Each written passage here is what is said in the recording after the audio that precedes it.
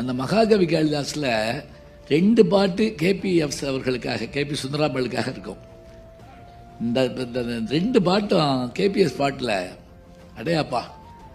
அதில் கண்ணதாசன் தான் வாழ்ந்த காலத்தில், அவர் வாழ்ந்த காலத்தில் அப்படி ஒன்றும் அவர் எல்லாரும் சேர்ந்து இன்னைக்கு பாராட்டுற மாதிரி பாராட்டலைங்க. அவரையும் போட்டு படுத்திருக்காங்க, ரொம்ப படுத்திருக்காங்க, ரொம்ப கஷ்டப்படுத்திருக்காங்க. இது அவருக்கே அவர் எழுதின பாட்டு தான் நான் நினைக்கிறேன். எந்த இடத்துல தெரியுங்களா? ஊருக்கு கதை சொல்வோன் உள்ளத்தை வதை செய்தால் என்ன ஆகும்?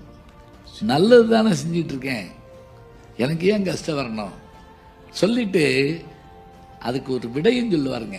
கவலைப்படாத, என்ன ஆனால் நீ ஜெயிப்ப, சந்தனம் சேராகுமா அப்படிம்பாங்க. நீ சந்தனம்டா, நீ ஒரு நாள் சேரா மாற மாட்ட.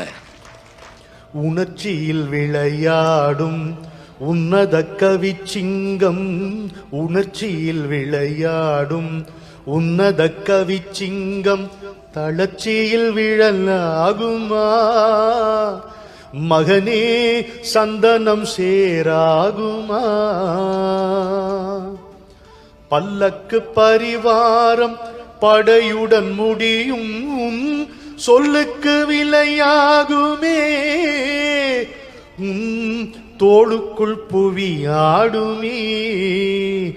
ஊருக்கு கதை சொல்வோர் உள்ளத்தை வதை செய்தால், ஊருக்கு கதை சொல்வோர் உள்ளத்தை வதை செய்தால், சீர்பெரும் கவி வாடுமே மகனே, தெய்வத்தின் முகம் வாடுமே. பாருங்க, ஒரு கவிஞன் முகம் வாடிச்சுன்னா தெய்வத்தினுடைய முகமே வாடி போகுதுங்கிறாரு. யார் சொல்லுவாங்க? யார் சொல்லுவாங்க? வாழ்வென்றும் தாழ்வென்றும் வளம் என்றும் குறைவென்றும் சக்கரம் சுழல்கின்றது, அதில்தான் சரித்திரம் நிகழ்கின்றது.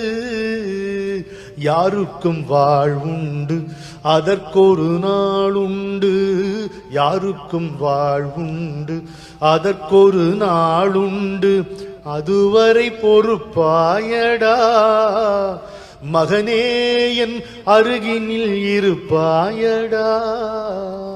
அடட, பாசிட்டிவா முடிக்கிற மாதிரி நீ வருந்தாத உனக்கு காலம் இருக்குது.